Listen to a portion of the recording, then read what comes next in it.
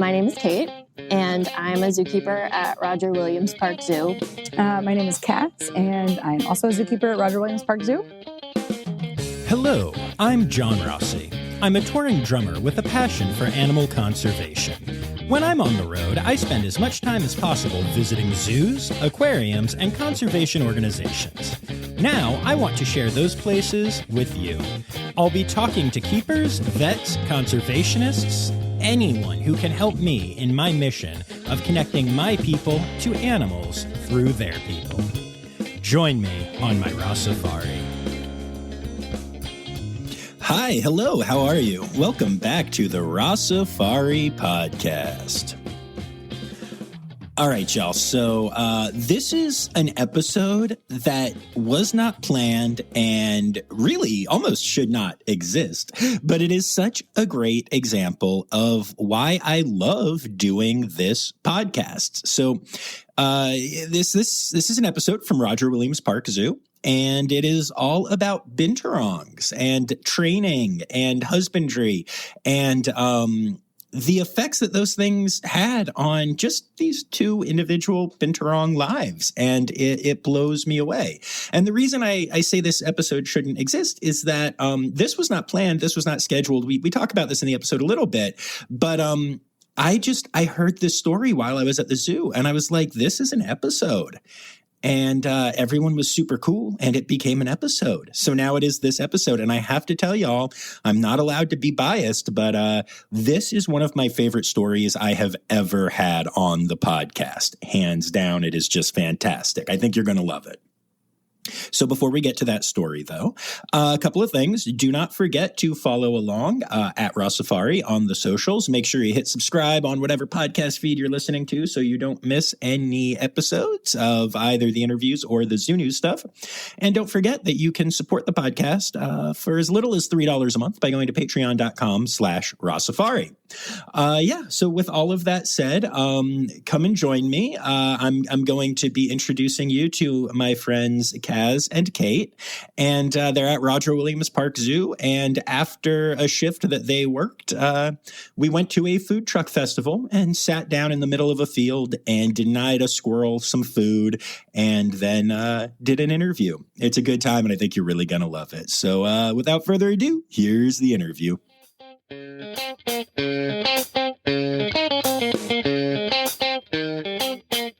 Go ahead. We'll go like game order. Full name? Whatever you want. Okay. Doesn't matter. We're off to a great start. Yeah, full name. Just like government alias? Yes, yeah. And I will need to check your ID and make sure. All right. I'm leaving all of this in, by the way, just so you know. Great. That is the feel of the podcast. What my parents call Yeah, exactly. Written on the birth certificate? All right. My name is Kate, and I'm a zookeeper at Roger Williams Park Zoo, or animal care specialist. And I primarily work in the adaptations area of the zoo. I also will float down and work in ambassadors. And I also work on the farm from time to time. My name is Khaz, and I'm also a zookeeper at Roger Williams Park Zoo. I call myself a swing keeper because I kind of float around through different areas. So primarily I work in what we knew formerly as the Marco Polo area, now DBA Himalayan Trek. Yes. The adaptations area, formerly known as Australia-Asia Department, and the Ambassador Animal Program, as well as the farm, which is part of the adaptations area as well. So, very cool. Very cool. And of course, because y'all are in adaptations, you're with some of my favorite animals at the zoo. And so we will get to that because I'm very excited about that. But before we do that, I'm just curious. So I want to share the story with my listeners about why I'm sitting here with both of you right now, because this was wildly unplanned. We did not know each other yesterday, and now we are sitting outside at a food truck festival and recording an episode. So will you tell the story of how we met and how this ball got rolling? Yeah, so a keeper, Mac, that works at Roger Williams Park Zoo, let me know that you were coming to see the tree kangaroos and just to say hi. And if I were working on that run at the time, to let you come in and see Poppy. And I ran into you because I was going to check on Allison, another keeper that was working in the area, to see if she needed anything. And we got to talking, and you said that your favorite animals were sea turtles, red pandas, binturongs, and tree kangaroos. I love that you have this memorized. You're like, I don't really remember his name, but I know what animals he Literally, likes. as soon as you said sea turtles, I was like, I like this guy. And it was crazy because my favorite animal is a sea turtle. But since working here, I have also fallen deeply in love with binturong. So we got to talking, and I had you come over and meet our male and our female. And it was great. It was great. And we're going to talk more about that. And that it was the genesis of the idea for this interview, because you have had an impact on their lives and on their husbandry and their welfare and all of that. And I really want to talk about that. But I'm going to put you on the spot here and embarrass you in front of a friend. But the reason there are two of you here is... When we were talking just about the binturong and the river otters and just how I came to work with them, I've been like a team with Khaz since Khaz came to the zoo. Khaz has taught me so much about training, and I'm so grateful that Khaz works in the same areas that I do, and we work so well together. And we're known as the dynamic duo of the zoo. I'm not going to cry. It's fine. That's so I'm not going to cry. I also literally love that you were looking as far away from Khaz as you could while saying that, and you were staring I'm just looking at intently you, and as I'm she like, was saying if I it. was an emoji, I would be like crying emoji with like, just, that's my face right now. It was legitimately one of the cutest things I've seen all I'm week. like, oh, my And that is a friend week that likes has me. included sea turtles and tree kangaroos and binturong. Yeah. Like, I wish I had that on Like, video. she That likes was adorable. me. She really likes me. I mean, it literally went from... So, from my perspective, I was interviewing the NEI bird team. And I was very much like, I hadn't talked to Corey. I'd let her know I was coming, but I wasn't pushing for an interview. I was just here doing Red Panda like a month or two ago. And I don't like to push too hard with any facility, even where I have great relationships. And I was just like, we're just going to let this cook. I've got NEI coming up. I've got other interviews. I don't need a Roger Williams interview this time. We'll be back. And as you and I were talking, I was so inspired. I was like, oh, this could be a good interview. And then when you started talking about this relationship, I was like, well, crap. And then we met, and you and I seem to have the same go with the flow attitude. And so For sure. and I love that you're like, I'm like, hey, it's nice to meet you. And you're like, we follow each other on Instagram. I felt like such a jerk. It was so funny. I felt like such a jerk saying that, but because I didn't know your name was John, I thought your name was Ross. I get that all the time. So you were like, my name is Rossifari. John. And Yeah. I was like, who? And then you're like, oh, Rossifari. And I was like, oh, yeah, I know you. I follow you on Instagram. And I'm this stupid Instagram handle name also. Not that your handle is stupid. Mine is very dumb. My handle is a fun pun, but is stupid because I never thought when I launched the Rossifari Empire, it is not that. But when I launched this, I never thought that it would be big enough where I would be doing this years later and telling people about it and having thousands of listeners. And literally all the time now.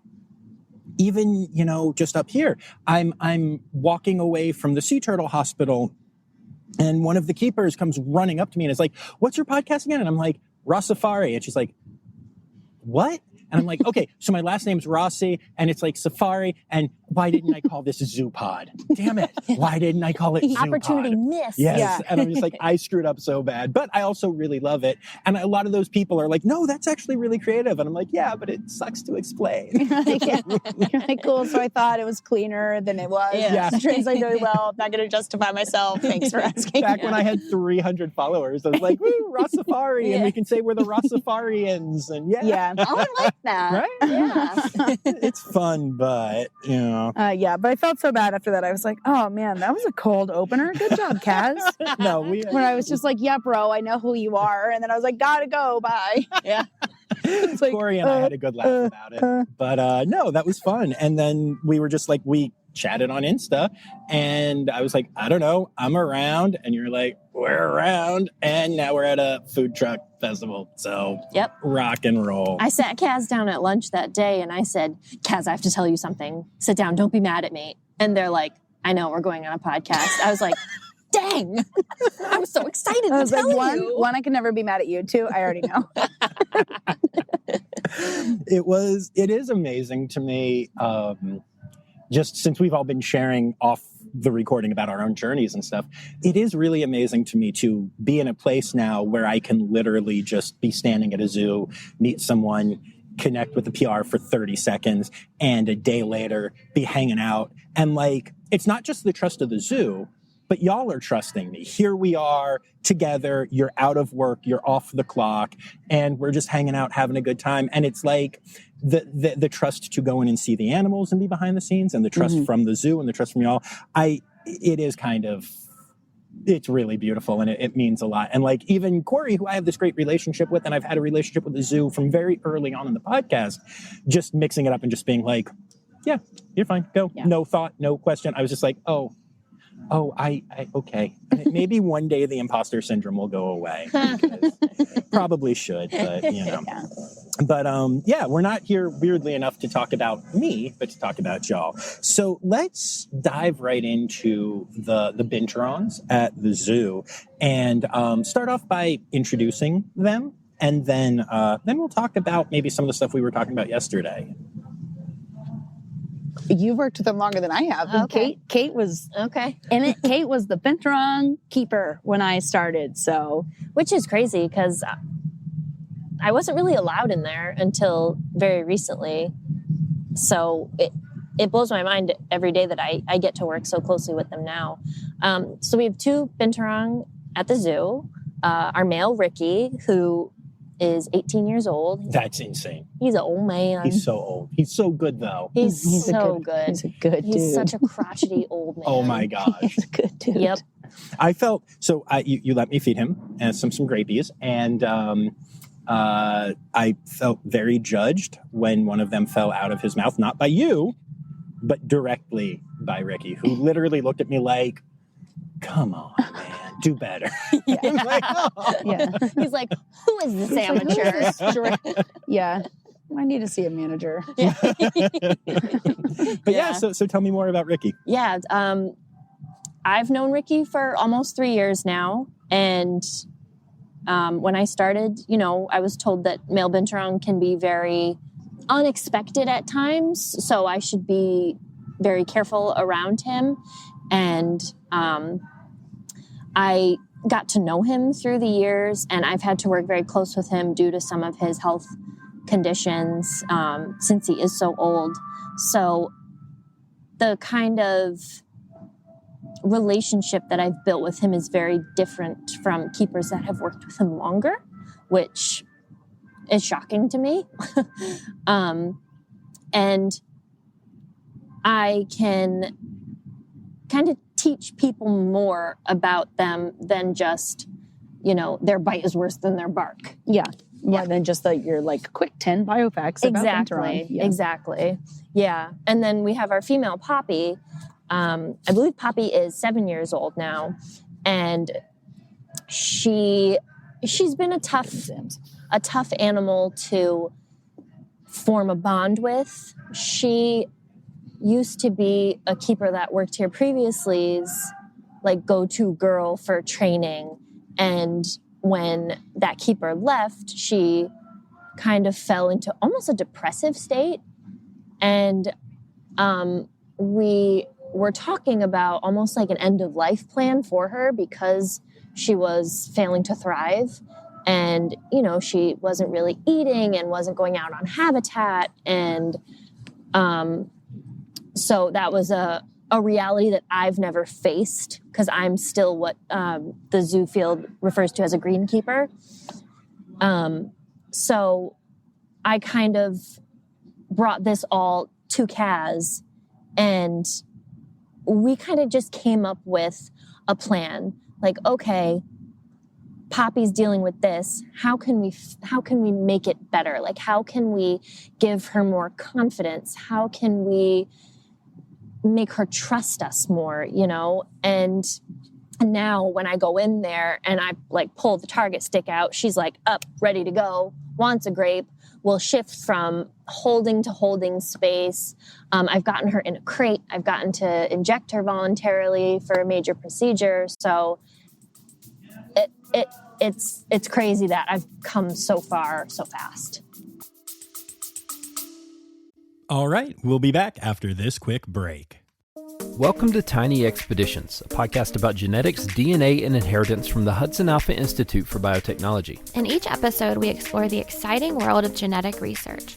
We talk with some of the world's leading scientists about what's happening in the lab. We also spend time talking with those who are using this information in everyday life. We cover topics like DNA and forensics, Saving the world's peanut supply with DNA, preparing for future pandemics, the promise and limitations of home DNA tests, what happens when you put plants in space, and how biotechnology can help us feed and fuel the world. So join us on this journey into tiny science with the Tiny Expeditions podcast.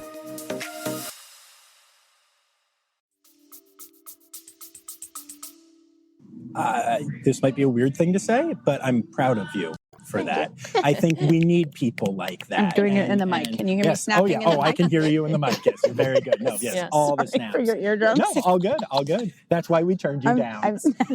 It actually sounds fine. But but seriously, I think it's important to say those kinds of things, and I don't think people do enough. Although, from what you were telling me, Roger Williams is apparently very supportive, which I love so much.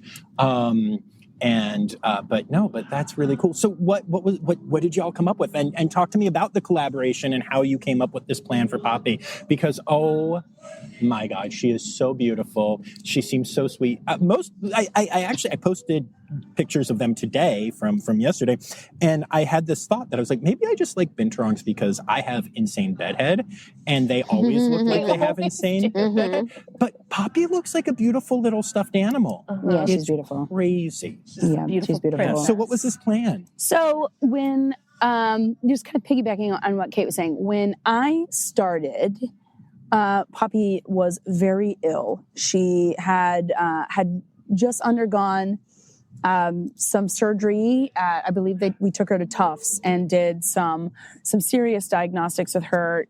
She ended up having some spinal problems that were genetic. She had some genetic gastrointestinal issues, as a lot of animals in managed conditions tend to do when we're managing their genetic, their genetic population and whatnot. And somehow, between her coming back from this surgery and all of the diagnostics that we had done to save her life, to increase her quality of life, which I have to give a major shout out to our veterinary team at Roger Williams Park, because I love this snapping in the mic. This is a speakeasy now. I don't know if you knew that, but it is what it is.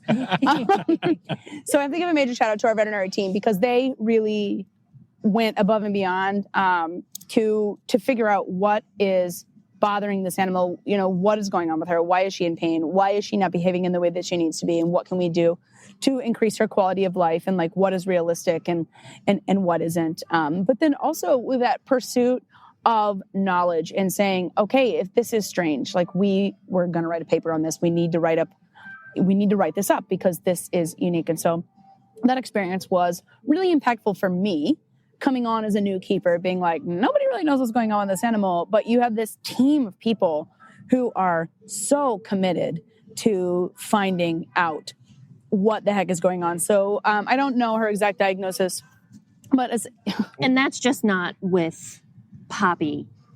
Dr. Jessica, Dr. Kim, Abby, and Bonnie, when the smallest animal, a Madagascar hissing cockroach, to an elephant, if there's something that seems off to a keeper, that team of vet staff will do everything in their power to find out and fix it. Yeah. And that was evident, amazing. Like from the jump for me. I came in and I said, wow, okay, like this is a team of veterinarians who really are committed. And that's what you would hope, for veterinarians. So like they're doing the literal most, and they're awesome. But so her diagnostics came back and they said, okay, she's got some spinal issues and she has some digestive issues. We need to, change her diet a little bit. And she went completely off her food. She didn't want to eat anything. She was refusing all food from keepers, to the point where keepers were literally like standing pretty much face to face with this animal and just trying to hand feed her. And she, I think, was successful maybe 30% of the time. Wow. And then she had something that we still don't really know come across with her vision. Suddenly her eyes went very cloudy and we thought, oh my gosh, now what? So this is when I came on board as a keeper. Welcome. And I thought, oh, I'm the new binturong keeper. Oh, and she's dying. Yeah, great. Awesome. And I've been in the zookeeping world for a long time. And so that's one of the sad things about our job is, that animals die and it doesn't matter how hard we work to save them. They die. It's just the fact of our careers. And I thought, what a bummer, for her, first and foremost, because I knew she was a young animal. And then for me, because I had never gotten to work with binturongs before until I had come here. I love carnivores. I love all animals, period. So as I mentioned earlier, I can't rank them. My ranking order is like constantly changing. It's like a March Madness bracket. I'm not a sports person. I don't really know how those brackets work, but I was going to say, not the best analogy, but I'll let it fly. Yeah, good. So tell your fans I'm not a sports person without telling your fans I'm not a sports person. So anyways, constantly just like figuring out my favorite animals, but I have a favorite body type, and that is long. Because I got a long body. Does it have a long tail? And does it have sharp teeth? I'm in. Sold. Okay. Any animal that fits that shape, perfect. Amazing. So that's binturong, right? Yeah. And that's otters. I love a good civet, huge African palm civet. Yes. Phanolocas. National Zoo has a phanoloca that I would literally die for. Mm-hmm. Yep. So those kinds of animals, I'm just all about it. So I was so pumped to work with binturongs. Then I thought, this is not going to be great. This is going to be sad, for me. And then the other side of that is I was coming into working with binturongs, having never worked with binturongs before. And I can recognize, I think I'm an intelligent person and I think I'm a pretty good zookeeper, but I know when to say, I don't know anything about this animal. I could, Google, or read textbooks, but I'd never worked with an animal before. So for me, coming aboard with this animal's in this situation that she's in health-wise, and I'm looking to Kate, who has worked with her more than I am. And I am looking at Kate as the person who is teaching me about that animal. And I'm like, we do, and every zoo is different, but a lot of the ways that we work our areas is generally you have one keeper working, you have multiple keepers in an area, but you have one keeper working a subset of animals. So I'm like, well, I'm going to be working these binturongs alone. And I don't know these individual animals. I have zero relationship with either one of these animals right now. She is not well. She's on a boatload of medications that I am responsible for administering. And I need somebody to model how to interact with these animals for me. And that was Kate. So I would say, well, what, Kate would say, I'm new. And I'd be like, no, I don't care. Because I'm new. You've been doing this longer than me. And my personal philosophy about anything is I try not to be a judgmental person, and I try to just watch and say, no matter what I see, I'm going to learn something. Mm-hmm. I would rather learn what not to do than never have that information ever profited over to me. So, I said, I'm just going to watch you. I want to see how you move around these animals. I want to see how close to them do you get? How do you do this? And I spent a lot of time not just watching those animals, but I spent a lot of time watching Kate interacting with those animals so that I could learn how to interact with those animals. Because my background was animal training, and I'm a huge behavior fan, and I love the science of behavior. And I think that there's a lot of demystifying that's left to be done in regards to the science of behavior and with zoos and animals under managed care. And so I didn't feel good about being like, we're going to do this for her without first having that opportunity to observe that animal in those conditions that she was in with the keepers that she knew. So I really leaned really heavily on Kate. And I think that is how Kate and I ended up working together, because I could see that here was a keeper that really cared about what she was doing and really cared about these animals and really wanted to do things that maybe you didn't feel comfortable doing. You're like, I really want to train her, but I don't really know how. And I'm like, cool. Well, I know how to do that. And you know how to do something that I don't know how to do. So you teach me and I'm going to teach you. And that's kind of what happened. And so we said, okay, she's got all these things going on. She needs all of these meds.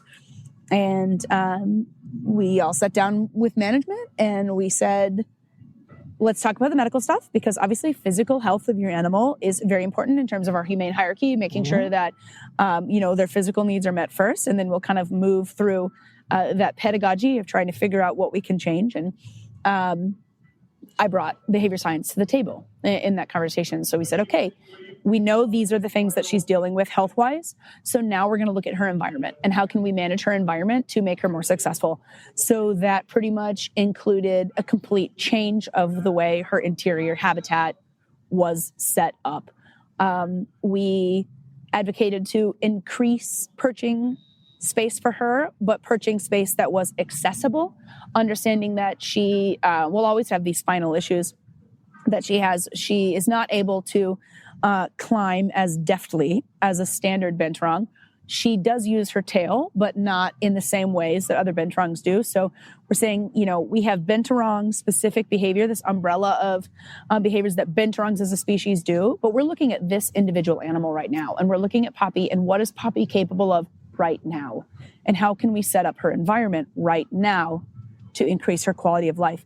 And then that's essentially what we did. And people kind of thought we were a little bit of nutterbags over it because we said, this is got to go and this is going to go. And we're going to bring this tree in. And, we want a wall where a window is. Yep. And, Exactly. Yep. And tore it all down, built it right back up. And we tore it all down and we built it right back up without any extra time or, special permissions. We said, we're doing this and we're doing this for her.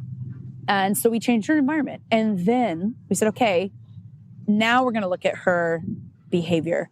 And now we're going to focus on building skills. So I focused on building Kate's. I'm sorry, let me pause for 1 second. Just when you made the physical habitat changes, did you notice any progression with Poppy? Yes. As soon as we put bigger pieces of perching, because she was essentially just had ramps and some little pieces of perching, almost like a catwalk, but not to that extent. Mm-hmm. She was like, I see that perch, I'm going to go climb it. And then she was just up and over and around, and she would, get down on the floor, and then she would climb up the perching from the floor. And it was crazy to see the change that she made in a short amount of time, because she went from just sitting in one spot all day, every day. Mm-hmm.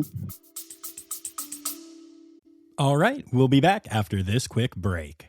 Did you see the Colombian government is spending almost $4 million to relocate Pablo Escobar's hippos? In Brazil, a school of piranha attacked and injured at least 8 people at a beach resort. First fatal mountain lion attack in 20 years in California. Hey, it's me, Forrest Galante, wildlife biologist. You may have seen me on Joe Rogan's podcast or my various TV shows like Extinct or Alive or Shark Week. So join me and my friends as we break down animal news from around the world and discuss all things wildlife. Click here to unlock these animal mysteries. Not feeling confident enough to, get up and walk around and explore her holding space, to being like up in the ceiling when I would come in and do the husbandry for them. Right. So it's just amazing how resilient she actually is, because we were told that it was time. It was pretty much endgame. And we changed. So, normally when you're coming in and you're trying to evaluate why an animal is behaving or maybe not behaving or not thriving, you kind of only want to tinker with a couple variables at a time. this was a situation where we knew that we were not going to be afforded a remove one thing at a time situation. So, we had our incredible vet team that we've already mentioned working on the medical side and the physical health side. And then Kate and I said, okay, we're going to work on right now, before we even start on any kind of behavioral side, we're going to work on the physical habitat. And we changed a lot of stuff, and we changed it again. And then we changed it again because we changed it and it was too much. That animal was like, wowie, wow, new house. and we said, okay, we'll take us. And I think that's an important thing to mention, because like keepers get really excited. We're like, oh my God, yeah, we get this chance. We get this chance to give her the best. Right. And that animal was like, yeah, this is great. This is a lot. So we scaled it back. So we put in and then we took it out. We put stuff in and we thought, binturongs behave this way, right? Again, binturongs behave in this kind of species, umbrella shape. And then she wasn't doing it. And we said, well, obviously not this binturong. So we adjusted it and we scaled it back. And we constantly revised her habitat inside and outside until we saw her do these things, until we saw her start to be like, yes, I can climb on that branch. And then it was like, can you climb on just this branch?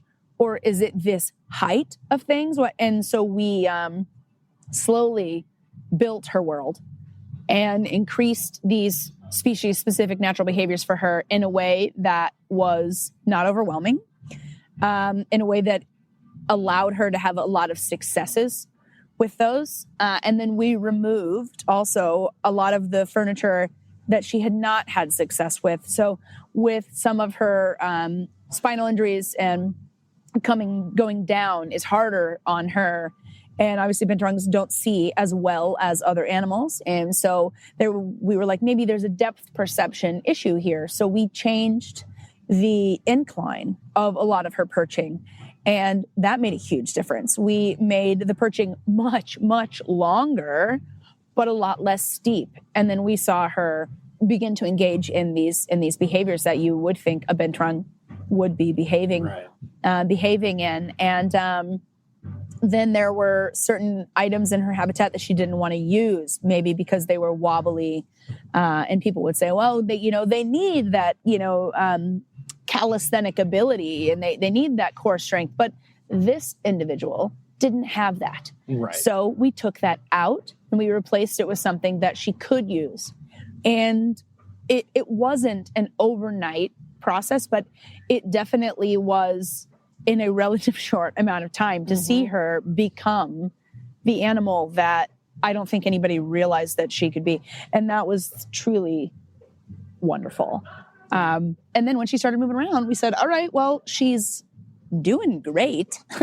So maybe let's go farther now. Let's see, does she want to train? Does she want to do these things? So it's going back to what I was saying, skill building. Mm-hmm. We said, what skills do we want her to have? And I'm like, well, I know how to teach these skills, but then I have a keeper who wants to learn these skills and loves this animal. I don't need to be the person to teach. Sorry, I'm touching the mic. I don't need to be the person to teach the skills, but I could teach Kate how to do that. Mm-hmm. And that's kind of what we've done. Yeah. I said, what do you want to know? Yeah. What do you want to learn to do? Khaz would explain it and then say, do you understand what I'm saying? And I would go, yeah, I do. I get it. That's awesome. Yeah. Nice. Yeah. And it's just been success after success. And she's a binturong now and alive and all the things, right? Yeah. I don't think she's ever going to be like normal. I'm using air quotes. Right. Podcast Who can't the see. heck right here is normal. Exactly. Right? Just the three of us have zero of that. Exactly. For sure. I think that she's always going to need some special considerations. Mm-hmm. But from the animal that she was a year ago, when I really started working with binturong, to the animal that she is now, is incredible. She's incredible. I mean, they all are, right? Every animal, but like, she really is incredible. And I think that she proved everybody wrong. And you got to love that. That's right. Absolutely. And I love how this story is it's just everything that I love, really, because it's amazing teamwork. It's collaboration on the training side of things and the husbandry side of things and the veterinary side of things. And it's one facility focusing on one animal to such a ridiculous degree. Let's be clear. Euthanizing would have been a lot easier, not emotionally, but work-wise, time-wise. And, I know that a lot of times, I don't talk about this a lot on the podcast, but, y'all get paid for the hours that you work. Every hour that you spent working on that, Roger Williams Park Zoo was paying you money that could have gone elsewhere to try this and hope that it worked.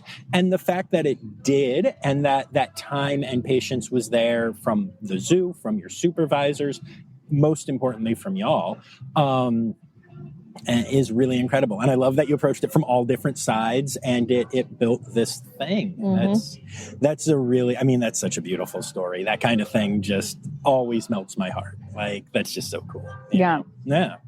So that is... but we're still doing it, too. Right, of course. Well, Ricky's older, too, and he's gone through his various health issues. And so we said, well, we did this with Poppy. Let's follow the same steps and do this with Ricky. And so he's a completely different animal with completely different needs and completely different ailments, but we've done it. We created a little Ricky haven. I call it the Binturong Spa.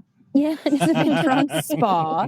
He has a little humidifier going all the time. And he's, we made him, as the zookeepers love to do, we made him his fire hose bed. And we said, let's make this old guy as comfortable as possible for as long as possible, as long as it is humane. Yes. And he's thriving. Yeah. People, when we say, he's 18, people are like, no way. He's 5. Right. He's hanging upside down. He is grabbing stuff. He's growling at it, grumpy. And oh my gosh, he's so grumpy. It's so great. In his face. So read it on his face. Yeah. But even seeing his behavior change, it's been really awesome. Because, again, when I started, I'm like, I don't know anything. And I remember coming aboard and people say, okay, Ricky is a male binturong and binturongs are like this. And, I think there was a lot of lore, is the word I'm going to use, about like how this species of animal does or does not behave. And I was like, well, I've never worked with these animals before, but a part of me was like, I don't love this narrative, this prescriptive labeling to these animals, like that all male binturongs are like this. Right. I believe the phrase that people like to use is "not all men." Yeah. I'm kidding.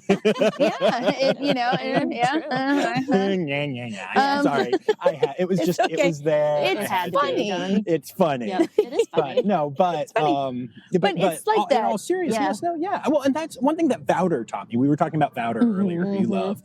And, Vouder is the one who taught me that training is the study of the individual, individual. And that blew my mind because, even when talking to keepers and trainers, you start off with sea lions do this, penguins do that, which is fair to a point. Yeah. And I do think we have to look at that stuff to a point, but then you also have to drill down further. Yeah. I think it informs us in the way of like, how is an animal going to find an interaction meaningful? And then we can say, all right, well, I know that a prey species is probably, and emphasis on the word probably, not going to like to be like scooped up from behind over the top. Great. But now let's look at that individual animal and its individual environment. And obviously the environment shapes the behavior. And that's where I was leading from. Kate was leading from a place of, I know this animal and I have a relationship with this animal. And that was very valuable to me because I did not. And so I was able to say, well, I can help you preserve and strengthen this relationship. And then my kickback is that I get to learn about this individual animal and how she moves about her space and what she does and what she doesn't like and who she does and doesn't like. And it's the same thing with Ricky. And when I started, he was a grumpy guy. And he's still is a grumpy guy. He's earned the right. He's 18 years old. His interactions, though, are amazing. Yeah, like personally with me, when I first started working with them, I would go in and, he would vocalize and I'd be like, oh, okay, sorry. Like, I'll back out of your space. I understand. But now he's like up. He's like, are we going to train? Can I have a snack? Yeah. What are you doing? Can I play with that broom? Can I, So he seemed very comfortable with me being in there and was very happy. There's And from what you have circles said, are that would opening. not have happened. Yes, which is insane. Yeah. Because, with people that he's never interacted before in the past, it would be, stay away from him. You don't know what he can do. But when you went in and he was like smelling you and sniffing your camera, it just shows how much of like a 360 he's done. Yeah. And that's one of the most notable things with him. I think that it's just so lovely to see. Mm-hmm. And like, there wasn't, he was not, with Poppy being as ill as she was, he was not like the pinnacle focus of what we were doing. But we were like, well, we're giving her stuff. Let's give him stuff. And we, again, really focused on creating an enriched environment and thinking about behavior-specific enrichment. We weren't just like novelty, because we had established, okay, too much novelty for Poppy was a bit overwhelming, and we saw some regression in that behavior. And so we said, okay, we'll be more intentional, and as one should be. I think we were just really excited. Yeah. In hindsight. And so we were like, well, we know they love, allegedly, right, olfactory things. We know that their sense of smell is very strong, and that's one of their primary methods of communication. So let's start with scent enrichment. Okay, now we'll add in some auditory enrichment. Now we'll add in the visual stimulation. Now we'll roll it all together. Now we'll make it various stages of complex. And we started doing that with Ricky, I think, just as a process of doing it with Poppy. And he went from being just an animal that was vocalizing. You'd walk in the door and you could hear him in that low bent growl. And I remember when I first started, the keeper, who was the primary keeper on that run at the time, had mentioned to me, like, this animal is incredibly food aggressive. Like, don't come near his food. Don't. And me, not knowing anything about those individuals or working with Ben before, I said, heard and understood. Right. Yeah. My background is working with wolves. So when they say, this animal is going to go after you for food, I say, copy that. I'm not going to risk it for the biscuit, Yeah. So watching him go from this animal who, using a label, was relatively not thrilled about people coming into a space, or, antisocial is another label, to getting up and coming towards a keeper, coming towards a new person with investigatory sniffing and pro-social behavior. And just all of these lovely, binturong behaviors that we want to see. And him being like, yeah, that's novel. I need to check that out. Can I smell your camera? Actually, can I taste that? Maybe. Every time, every day. It's the best. Yeah, that's incredible. It's just the best for both of them. Ricky loves his smells. He loves brows. My wallpaper on my phone right now is him and a big bundle of forsythia, and he's looking up into it, and it's the most magical, beautiful photo in the entire world. And every time someone's like, what is that? And I'm like, sit down, let me tell you. Yeah, you're like, I have a story to tell you about my friend. Yeah. He's very long, he's very dark, he's very handsome. Yes. He has a tail, don't ask questions. Yes. That's amazing. Yeah. And I feel like it's extra amazing that we're talking about two binturongs here, because I'm a nerd. I mean, we're all nerds, obviously, but I'm such a nerd that a couple years ago for my birthday, my wife got me the textbooks about my favorite species. So I have the definitive sea turtle textbook, the definitive red panda. It's an amazing read, and it really is. That's the sad part. But and tree kangaroo, right? There are these books. They are definitive. They are, you talk to Lisa Daybeck, who runs the SSP for tree kangaroos, and she's got the book sitting there, and also has contributed to it. Same with Sarah Glass and the red panda one, right? You know. There ain't no binturong book, and that's why I have 3. Mm-hmm. And I feel like binturongs are some of the lesser known, and studied animals. And we were talking yesterday, and I'll plug it on the podcast again, but our friends at the Wild Animal Health Fund, that's a part of the AAZV that focuses on getting funding for studies, for health studies on animals that are in zoos and in the wild that we need a better understanding of. And I'm like, from what y'all are telling me, you should connect with them and try and get some money to do like a health study and learn more, even just like a body condition score for binturongs. There isn't one of those, like a universal one. Yeah. I was actually shocked. I was at the AAZV conference last year.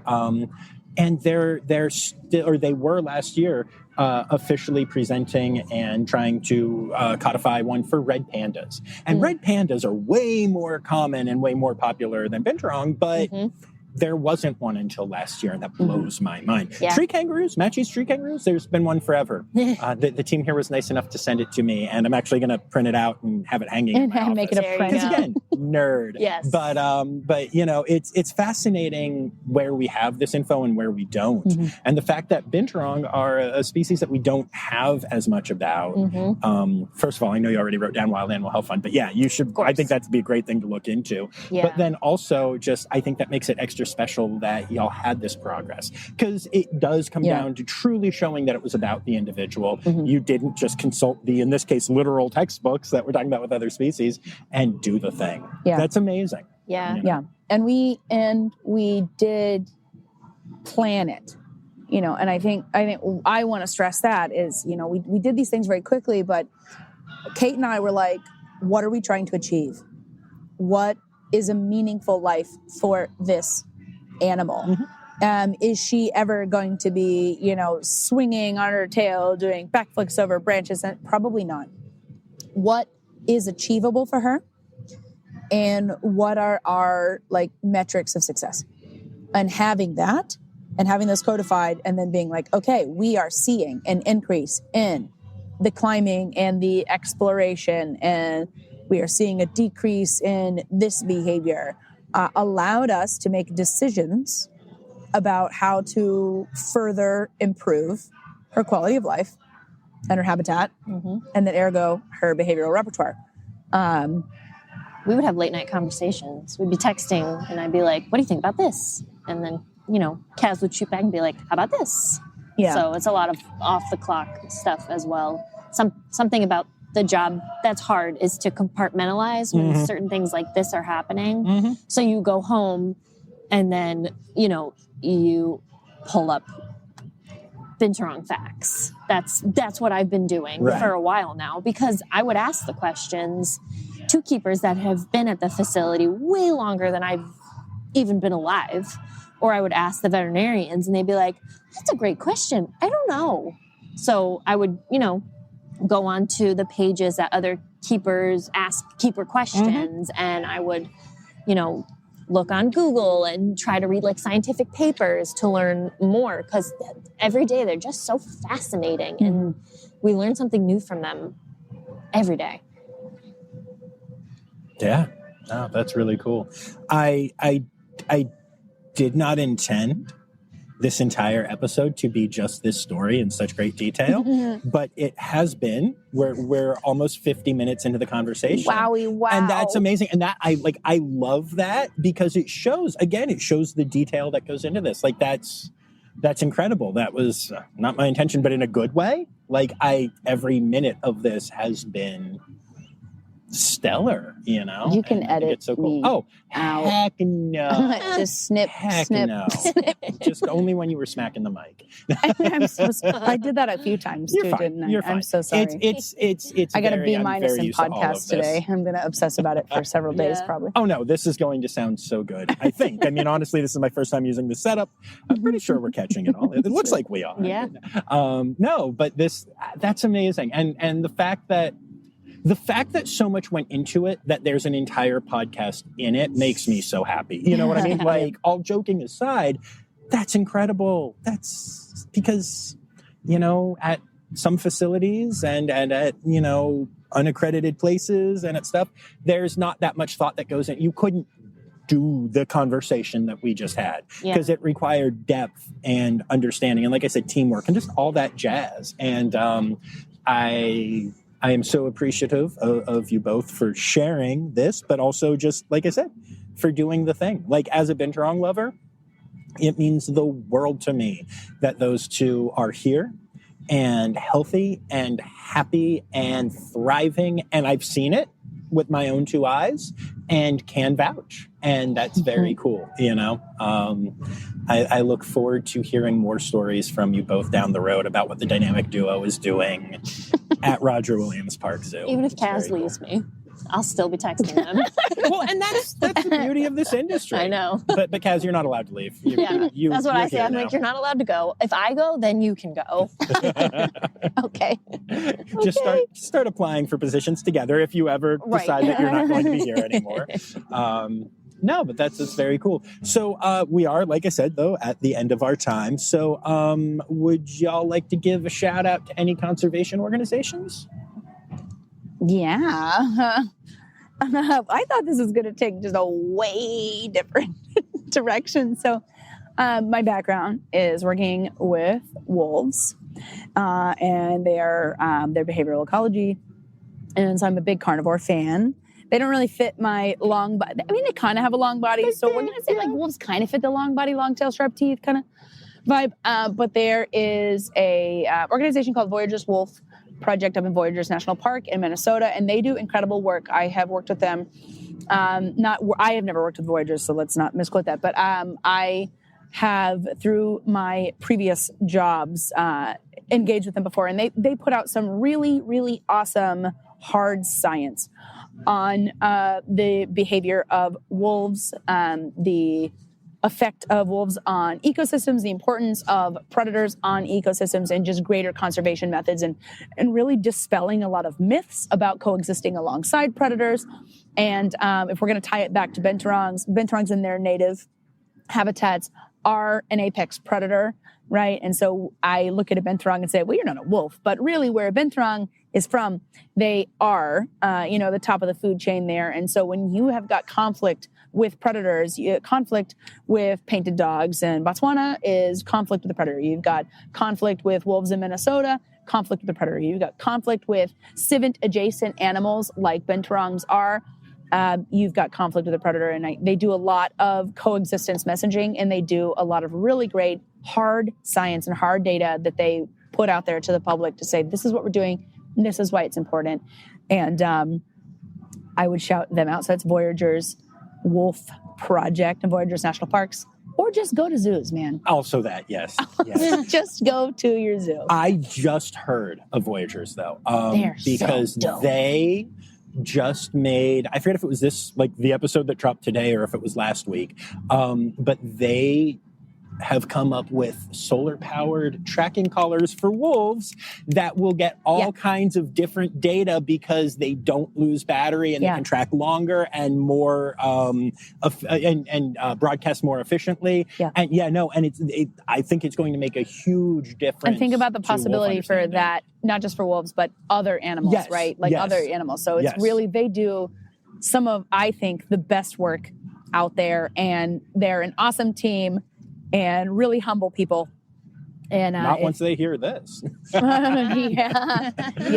that is really so cool. Yeah, check them out because they are the real deal. That's awesome. All right, Kate, good luck following that one up. Yeah, okay. I mean, I don't have a specific conservation project, but like I mentioned before, one of my favorite animal is sea turtles.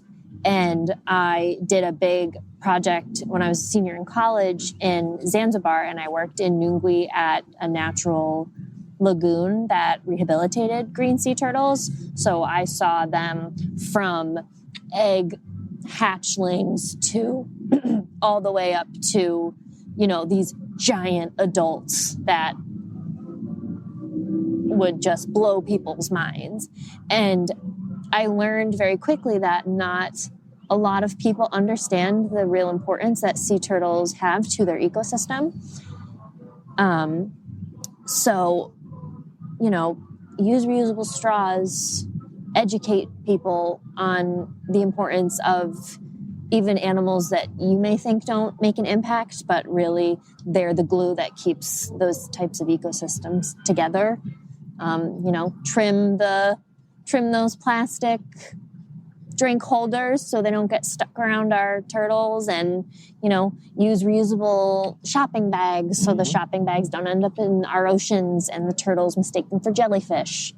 So things like that. That is something that I will always be passionate about, is my little turtle friends. I love that, obviously. And also, just as a friendly reminder to everyone listening, if you want reusable bags, a great place to get them are zoos and aquariums, because they have animal-themed ones. And I can tell you from personal experience that people will come up to you and be like, oh my gosh, I love your fox bag. And I'll be like, that's a red panda, but good try.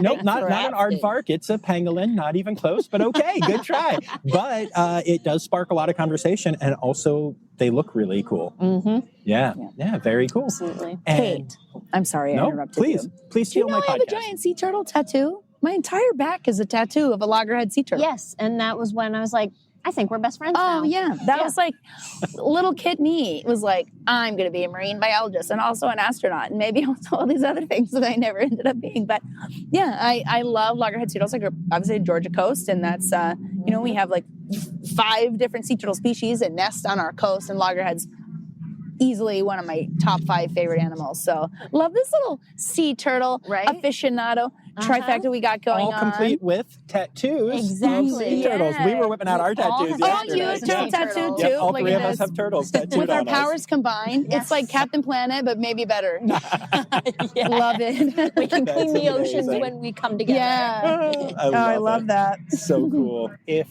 you would be interested, and no pressure, but I now have a ton of connections at New England Aquarium Sea Turtle Hospital, and if you'd ever be interested, I bet I could get you in, even just for a tour. Or they do releases every Wednesday, and they don't announce them, but it's not far away. I'll cry. Yep. Yeah, Sorry, Roger Williams Part 2, for calling out that day. But that was part of this 2 days ago. I was at the hospital, and then I went to release. And I was like, I might tear up a little bit. I'm not a good crier, but I'm not like, I'm not one of those guys who's like, I don't cry. I am who I am, whatever. And I have video of this, and it's kind of hard to hear because of the ocean. But the first turtle hits, and I just go, the people start clapping. I just go, and the PR person goes, 1 turtle. It took you 1 turtle, and starts laughing. And I was like, it was 1 turtle. Yeah. No, big time. Big time. Done immediately. I always say I was a turtle in another life. It's just who I was. You kind of have a turtley look about. No, I'm kidding. That's a weird thing to say. Fighting words. I like being weird. Oh, come on, they're adorable. Yeah. I love them. Yeah. I don't consider myself a big crier either until I'm like, look at that thief. I'll be like, oh, this bug. So with animals in the natural world, like, I can cry. Drop of the hat. I was going to say, you've told me you cried like 8 times at different little stories today, and you're like, I don't really consider myself. Oh, it is. We can tell your podcast audience crying is okay. It is. It's okay to have feelings. And I think that, especially as a straight cis male individual, we've always been taught not to. So I'm like, it's weird because I'm not a big crier, but I'm also very pro crying, which is why, like, when I talk about it, I have to be honest and say, like, I'm not a big crier because it was a big moment and it shows that. But also, like, I'm glad that I cried. I'm glad that I'm in touch with myself. I could do that. Also, I've got a son. And as he gets older and more things happen, I find that I'm more of a sap, and I'm here for it. Yeah, crying is great. Emotions bro, if you are great. don't cry when you see a sea turtle released into the ocean, are you okay? Yeah, what is happening? Therapy, bro? Yeah. I wouldn't consider myself a big crier. You look at me and they're going to be like, that person doesn't cry. And really, like, I don't. But I think that those kinds of experiences are very meaningful, and they touch a core of us that I think a lot of people are kind of out of touch with. So, like, hell yeah, I'm going to cry when a beautiful bug crosses my path, because I'm like, oh God, the world in microcosm. Yeah. How amazing it is that we get to live on a planet where things like this exist. And not only do they exist, but like, we get to work with them. I get paid money to work with them. Yep. And it's the best. Yeah. It's the best. It's the best. Yeah. They're not a big crier, but they're about to cry again. I'm not crying. I'm just thinking about how cool animals are now. But yeah. Turtles, hands down, I would cry. Absolutely. Oh, yeah. I would ugly cry. Amazing. Yep. It's amazing. Yeah. And because we are in this beautiful conversational moment, I'm going to ruin it.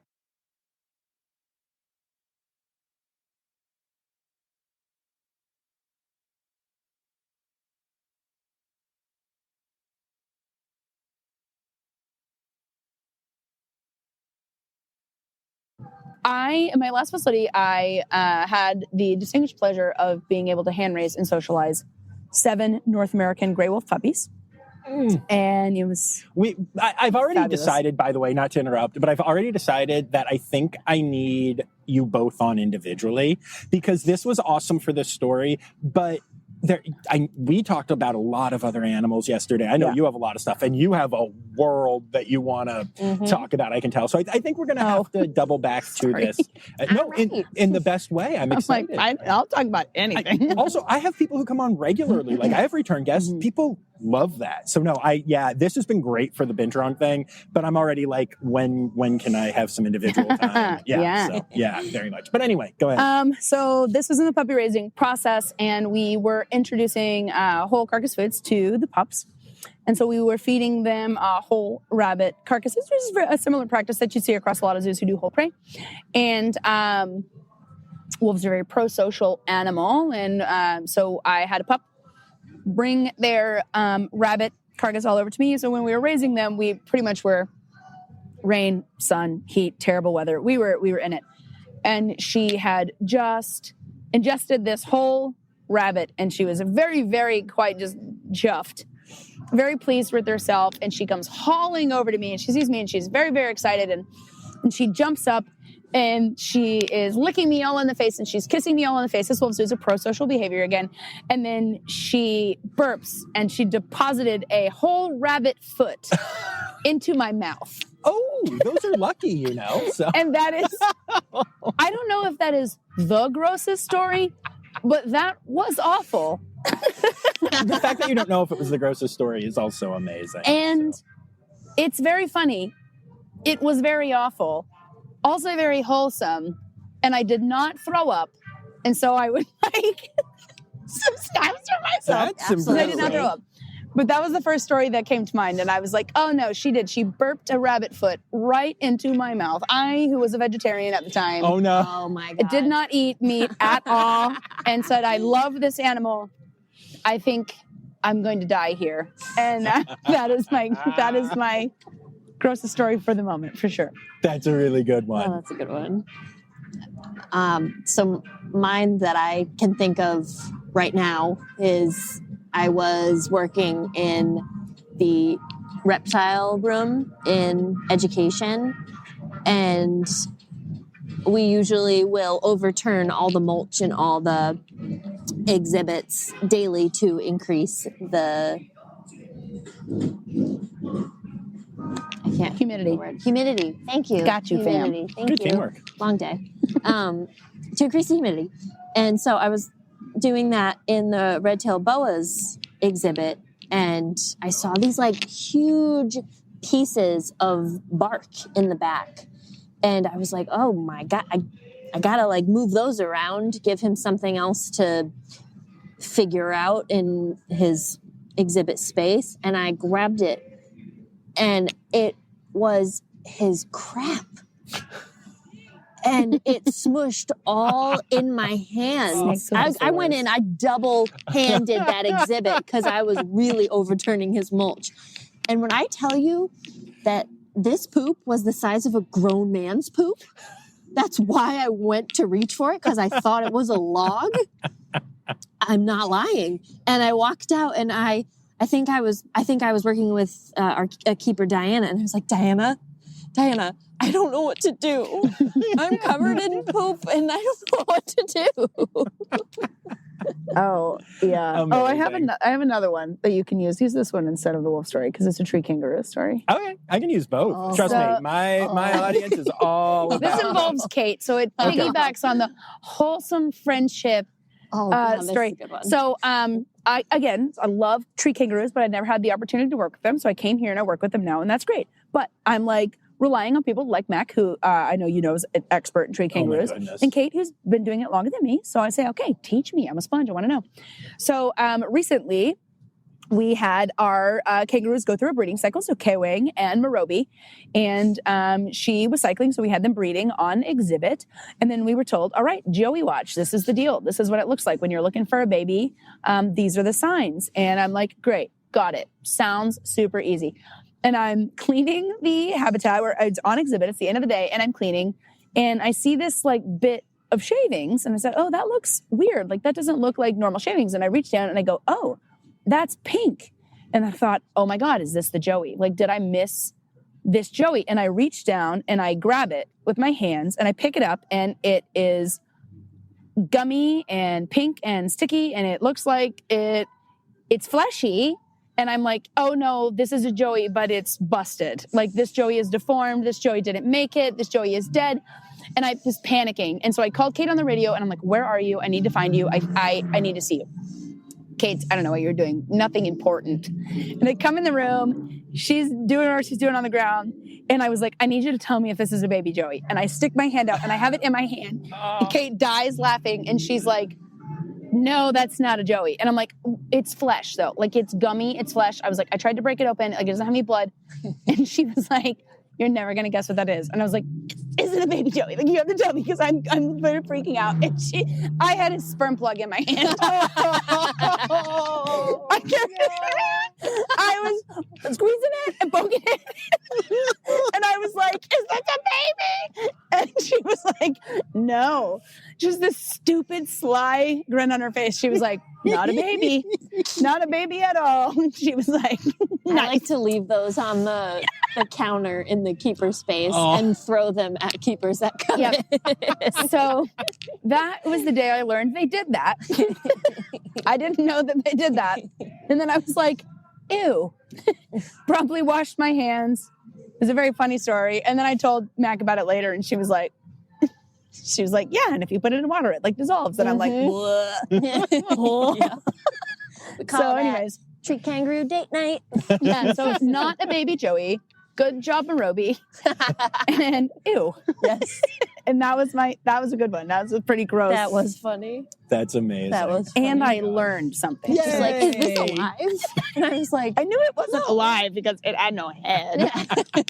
But I was like, this is weird. This is not. Oh, that was good. Tell me it's not a baby. And you did. You told me it was not a baby. It was not a baby. Not a baby. Good job. Oh my gosh. Amazing. Well, thank you so much, both of you, for doing this. This has been a blast. Yeah, thank you so much for having us on. Thank you. Humoring us as we talk about the animals that we love so much. Aminals.